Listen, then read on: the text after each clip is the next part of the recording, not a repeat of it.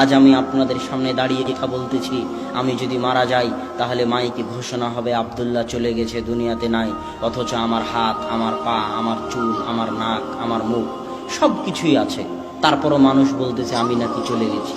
তার মানে আমি এতক্ষণ যে কথা বলছিলাম, তো আমার ভিতরে একটা রূহ ছিল, ওই রূহটা আমার ভিতর থেকে চলে যাবে। ওই রূহটা যেখানে যাবে সেখানে বিচার হবে। ওই রূহটা যেখানে গেছে সেখানে বিচার হবে। অতএব বিচার সত্য, অতএব কিয়ামত সত্য, পরকাল সত্য। যে আল্লাহ আপনাকে প্রথমবার বানিয়েছে তার জন্য দ্বিতীয়বার বানানো সহজ।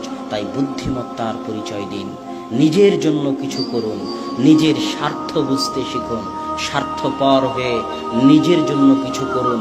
সন্তান সন্ততি মানুষজন বাড়িঘর অনেক করেছেন, এবার একটু পরকাল কিয়ামতে নিজের জন্য কি নিয়ে যাচ্ছেন তা একটু দেখুন। এই জন্যই কিন্তু আল্লাহ আপনাকে সৃষ্টি করেছে, ওমা খালাকতুল জিন্না ওয়াল ইনসা ইল্লা লিয়াবুদুন।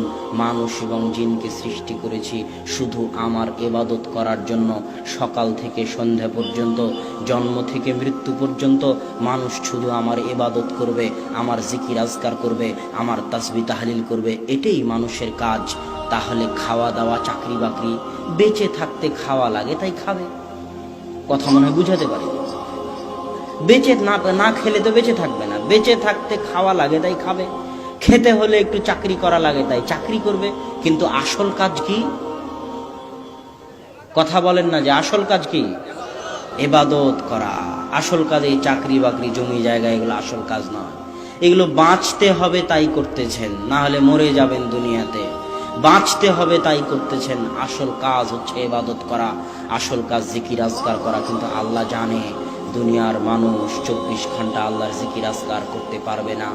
মুসা আলাইহিস সালাম জানতেন দুনিয়ার মানুষ 24 ঘন্টা 50 ওয়াক্ত সালাত আদায় করতে পারবে না। এই জন্য আল্লাহ বলেছেন ওয়া আকিমিস সালাতা লিযিকরি। দুনিয়ার মানুষ আমি জানি তোমরা 24 ঘন্টা পারবে না, তবে অন্তত পক্ষে, নিম্ন পক্ষে, যে কোনো মূল্যে সারাদিনে 5 বার আমি আল্লাহ আমাকে স্মরণ করিও। আল্লাহু আকবার।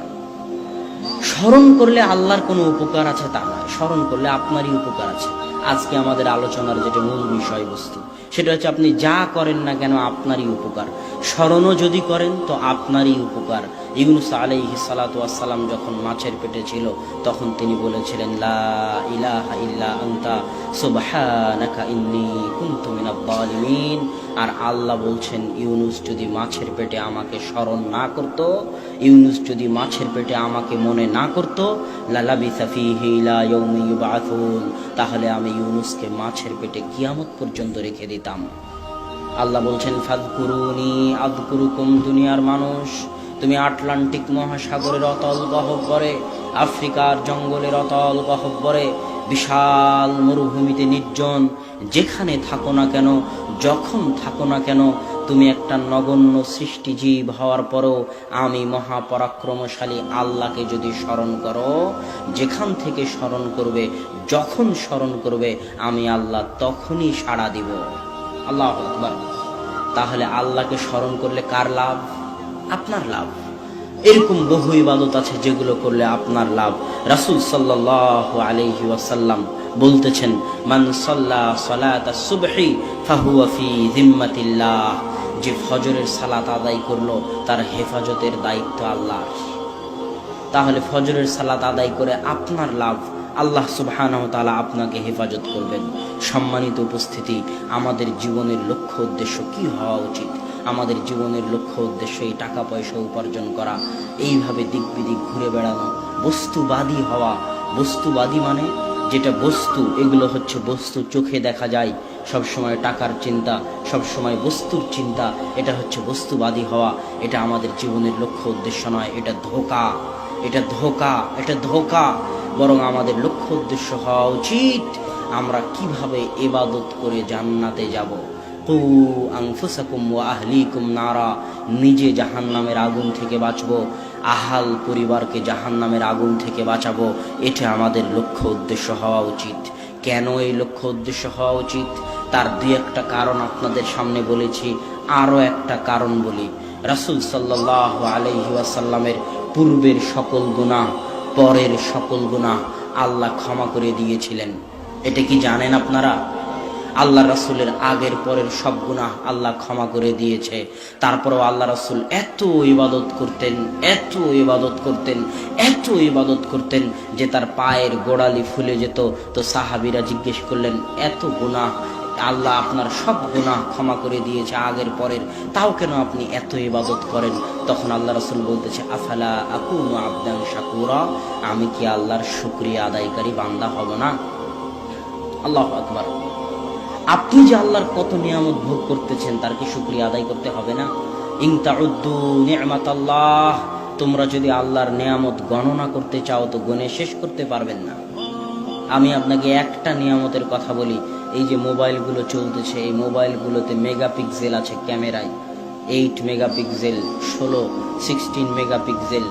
এখনো পৃথিবীতে এমন কোনো ক্যামেরা তৈরি হয়নি যেই ক্যামেরা রাতের বাস্তব সৌন্দর্যকে, তারকা খচিত, চন্দ্র খচিত রাতের বাস্তব সৌন্দর্যকে ক্যামেরার ছবিতে ফুটিয়ে তুলবে। ইন্টারনেটে রাতের যত ছবি আছে সব ফটোশপ করে আঁকানো, বাস্তব ক্যামেরার কোনো ছবি নাই।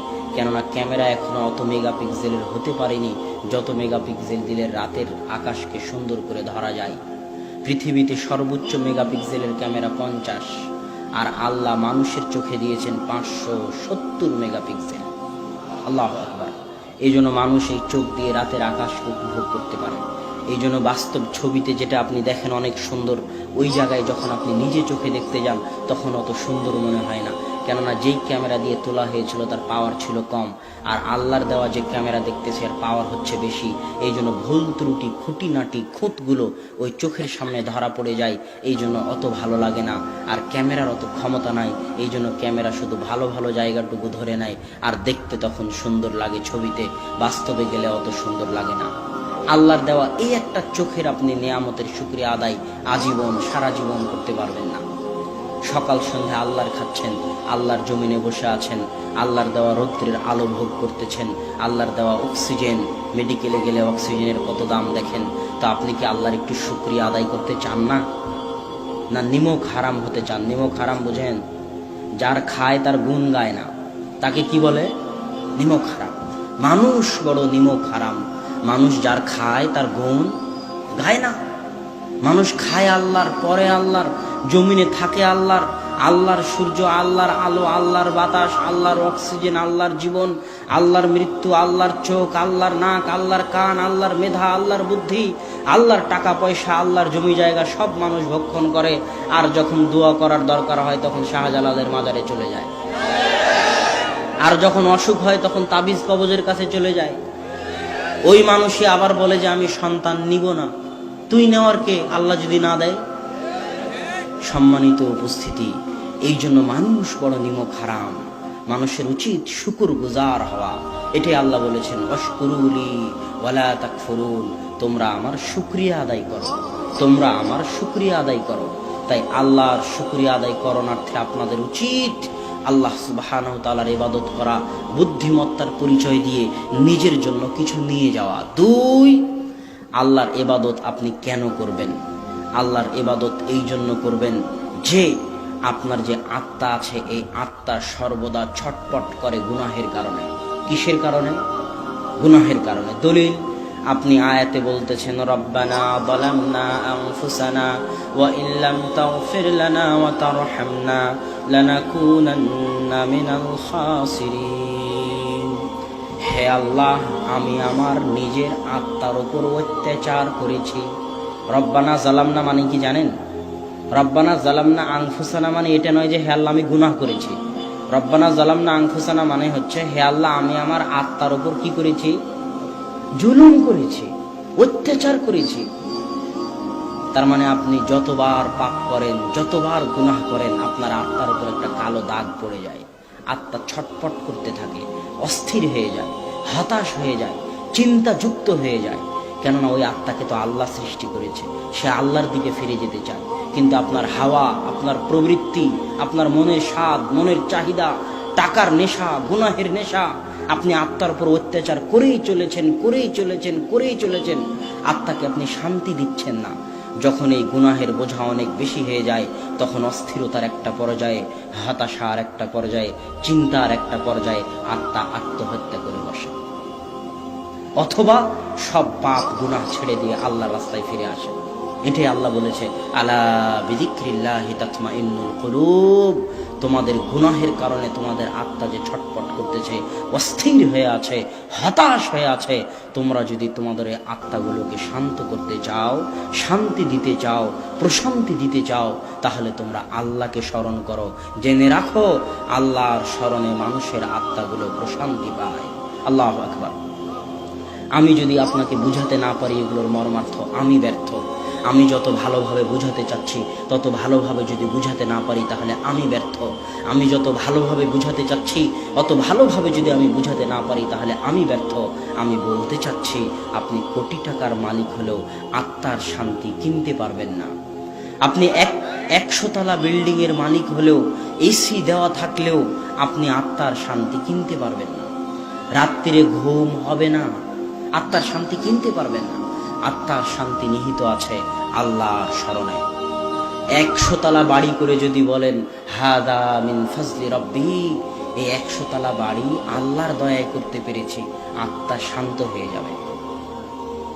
1 কোটি টাকা ইনকাম করে যদি বলেন আলহামদুলিল্লাহ, আল্লাহর দয়া ছিল তাই ইনকাম করতে পেরেছি, না হলে পারতাম না, আত্মা শান্ত হয়ে যাবে, আত্মা প্রশান্তি পাবে। তাহলে যত কোটি টাকার মালিক হন, যত বড় বিল্ডিং বানান, শান্তি কিনতে পারবেন না, আত্মার প্রশান্তি কিনতে পারবেন না। আত্মাকে যদি শান্তি দিতে চান, ইসলামে ফিরে আসতে হবে, আল্লাহর স্মরণে ফিরে আসতে হবে, আল্লাহর জিকিরে ফিরে আসতে হবে।